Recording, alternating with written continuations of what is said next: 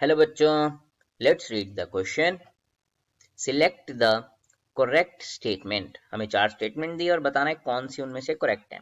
तो first statement हमारी क्या है कि conductivity decreases but molar conductivity increase with increase in dilution. मतलब मोलर कंडक्टिविटी और कंडक्टिविटी कैसे एक्ट करते हैं जब हमारी डिल्यूशन इंक्रीज करती है या फिर हम कहें कंसंट्रेशन डिक्रीज करती है। अगली है conductivity increase but molar conductivity decrease with increase in dilution.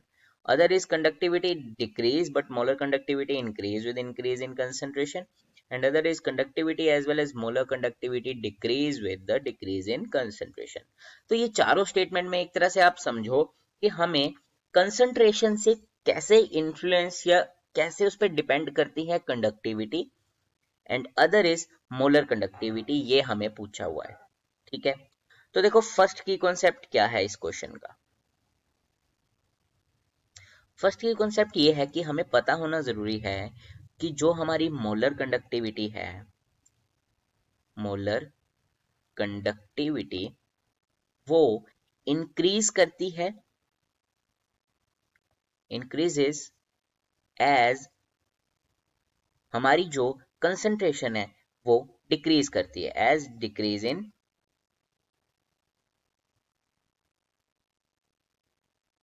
In concentration happens। ठीक है, या फिर आप इसको क्या कह सकते हो कि डिक्रीज इन कंसंट्रेशन का मतलब क्या होता है? Obviously increase in dilution. Increase in dilution, जितना डिल्यूट होता जाएगा कंसंट्रेशन कम होती जाएगी। ठीक है, डिल्यूशन लिख दो या डिल्यूट, जो हमारा सोल्यूशन हो जाता है। ठीक है, तो अब हमारे को दूसरा की कॉन्सेप्ट क्या पता होना जरूरी है कि जो हमारी अकेली कंडक्टिविटी होती है, conductivity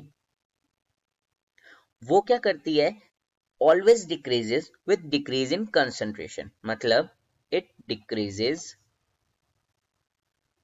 with decrease in concentration. ठीक है, तो या तो आप इसको क्या, डिक्रीज इन कंसंट्रेशन का मतलब क्या है, वही increase in dilution, increase in dilution. Okay, तो देखो अब क्वेश्चन की हमें 4 स्टेटमेंट पढ़नी है। हम सीधा सीधा एक बार इसको क्या करते हैं, यहां लिखते हैं कि कौन क्या करता है।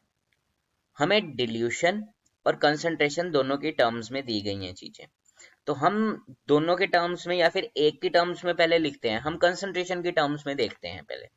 ठीक है, दोनों ऑप्शंस जो हमारी नीचे वाली है कि क्या हो रहा है, जो मोलर कंडक्टिविटी है जब हमारी कंसंट्रेशन डिक्रीज कर रही है, डिक्रीज इन कंसंट्रेशन हो रही है, तो क्या हो रहा है, वो इंक्रीज कर रही है। पर ये क्या कह रहे हैं, molar conductivity decreases with decrease in concentration, ये गलत हो जाता है। उसके बाद हमारा क्या है, ये कह रहे हैं कि increase with increase in concentration, increase in concentration के साथ इंक्रीज करते हैं, तो ऐसा तो नहीं है ना। जब वो तब इंक्रीज करती है जब कंसंट्रेशन डिक्रीज करे, तो ये भी हमारा गलत हो जाता है।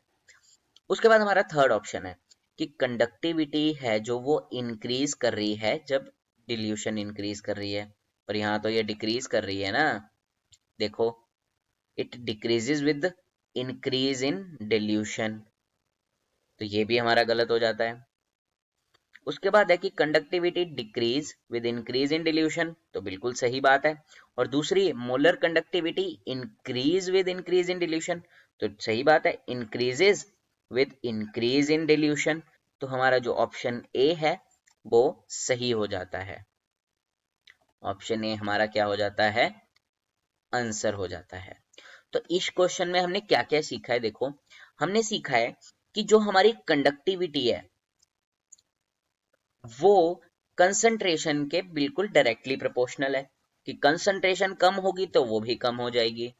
और जो हमारी मोलर कंडक्टिविटी है वो इनवर्सली है, कि जैसे ही हमारी मोलर कंडक्टिविटी में कंसंट्रेशन जब डिक्रीज करेगी तो वो क्या कर जाती है, इंक्रीज।